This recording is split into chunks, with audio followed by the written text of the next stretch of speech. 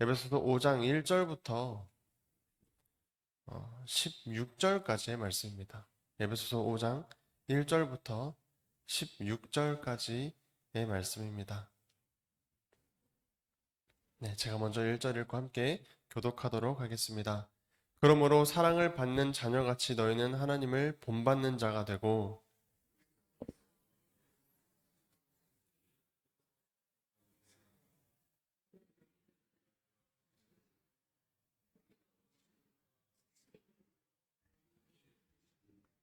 음행과 온갖 더러운 것과 탐욕은 너희 중에서 그 이름조차도 부르지 말라. 이는 성도에게 마땅한 바니라.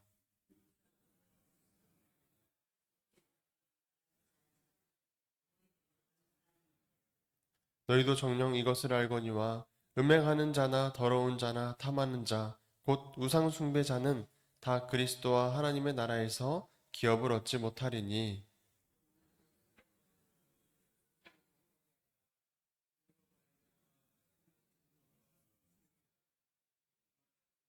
그러므로 그들과 함께하는 자가 되지 말라.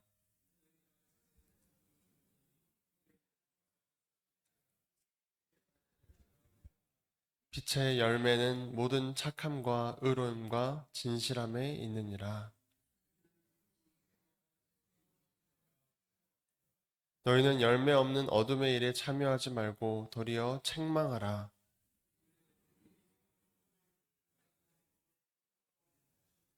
그러나 책망을 받는 모든 것은 빛으로 말미암아 드러나나니 드러나는 것마다 빛이니라.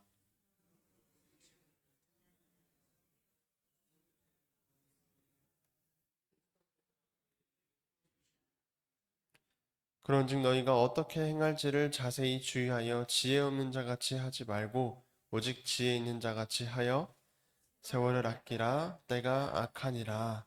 아멘. 아멘.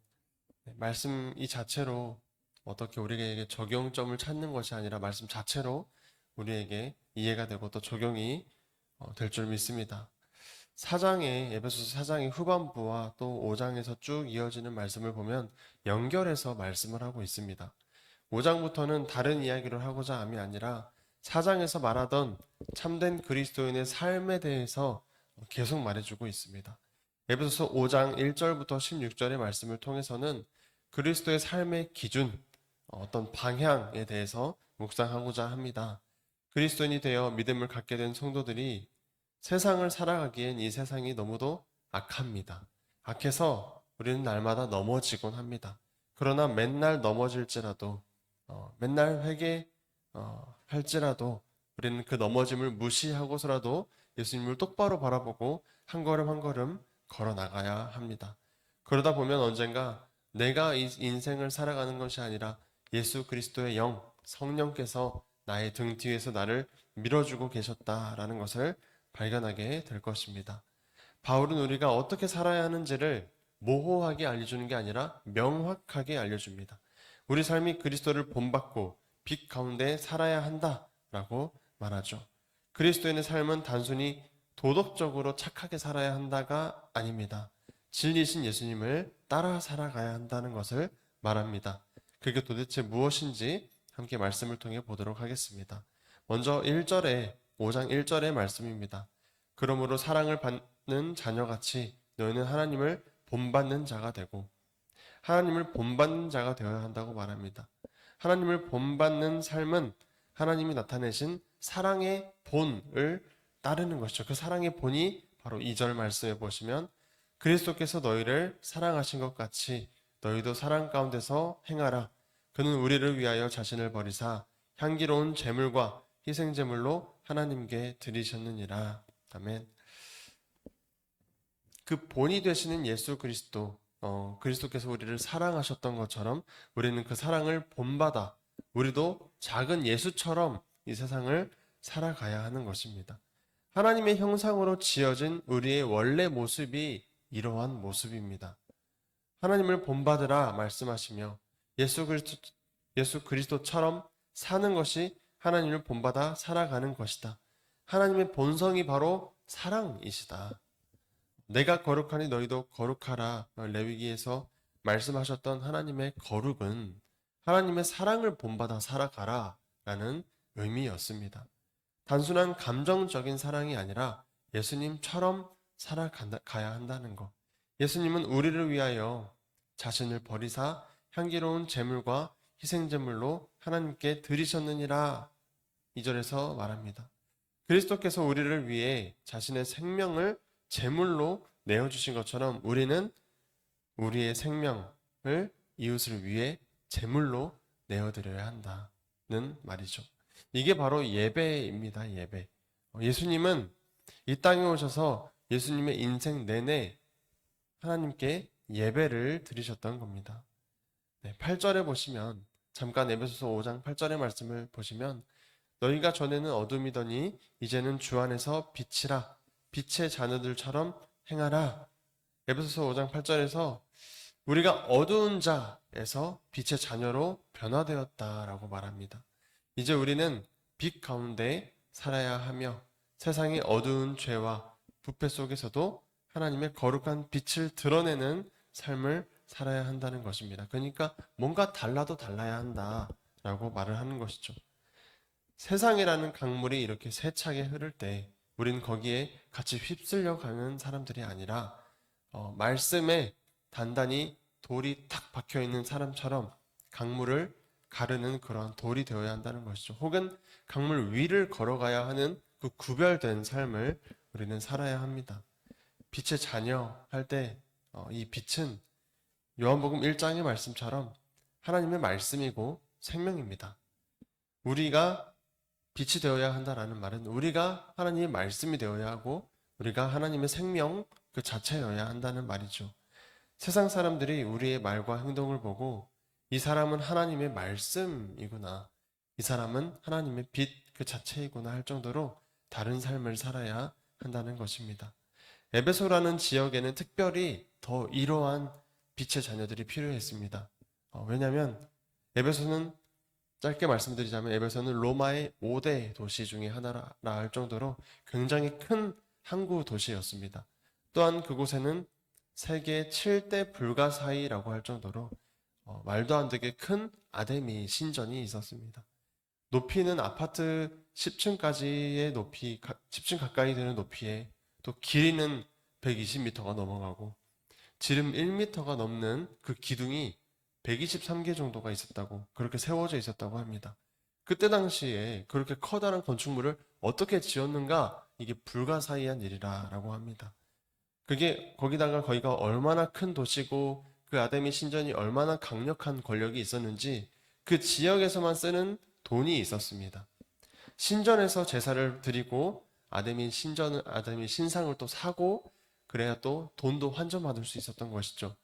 그래서 에베소에서 제대로 된 장사를 하려면 그렇게 제사를 드려야 했습니다.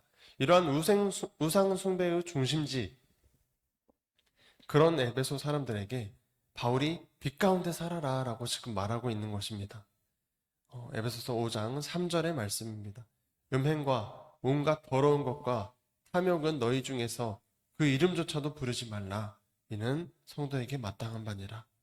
방탕한 도시 에베소 시민들에게 이제 성도가 되었으면 온갖 더러운 것과 음행과 탐욕은 그 이름조차 내지 말라고 단호하게 말합니다.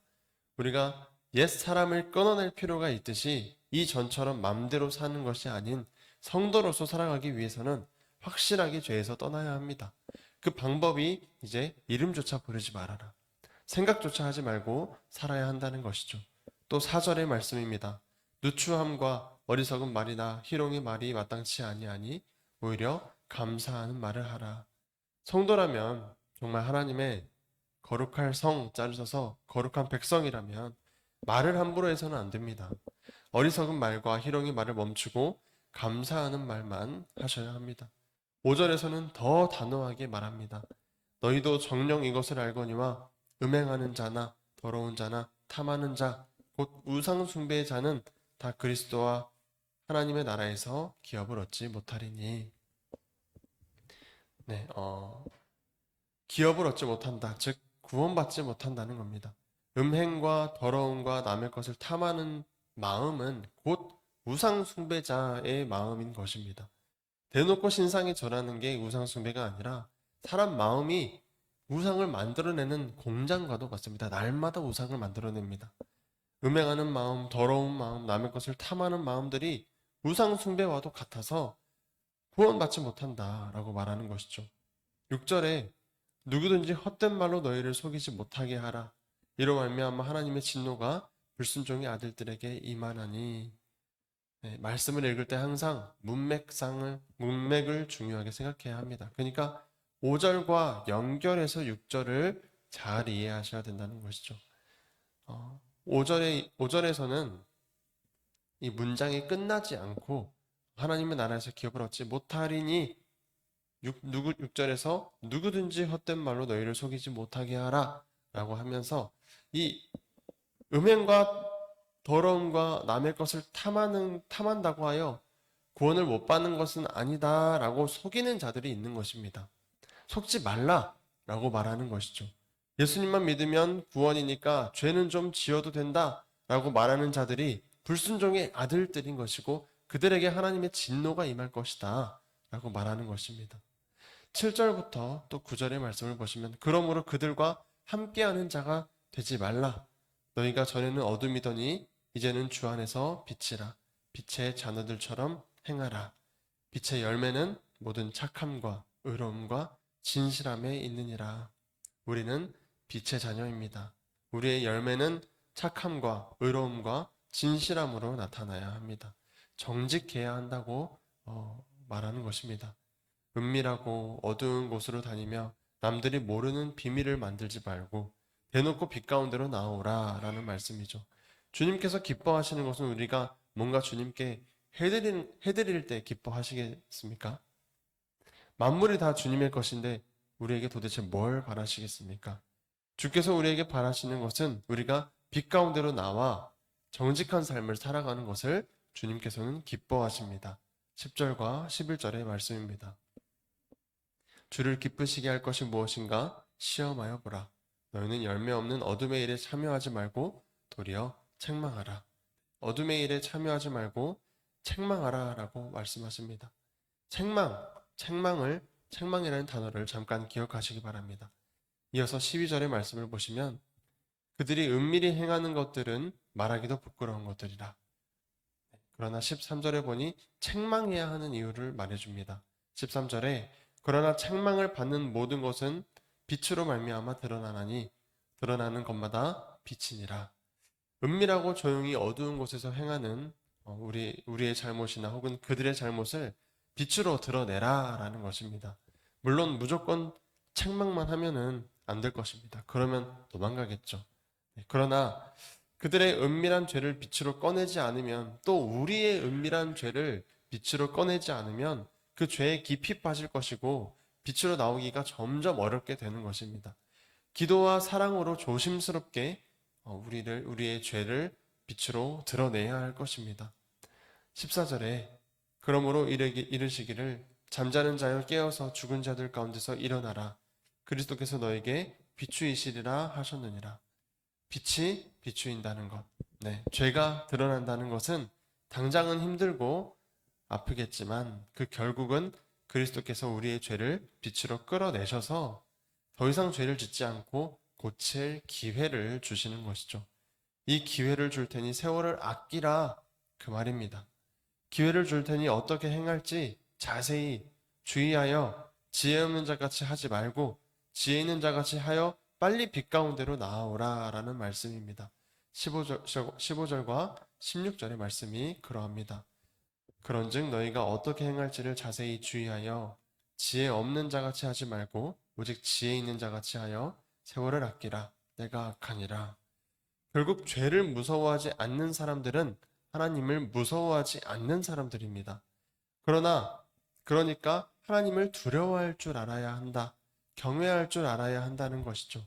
하나님을 진실되게 생각하고 이 말씀을 실제로 하나님이라 생각한다면 말씀을 경외하는 자들은 지혜로운 사람들입니다. 지혜로워서 점점 죄에서 멀어지고 점점 더 거룩해져 가겠죠. 그러나 죄를 무서워하지 않는 사람들, 말씀을 두려워하지 않는 사람들은 결국 하나님을 두려워하지 않는 것과도 같습니다. 우린 어디에 속한 사람들인가? 두려워 떨리는 마음으로 말씀을 대해야 하겠습니다. 네, 말씀을 정리하겠습니다. 그리스도인으로서 삶의 방향이 어디를 향해 있으십니까?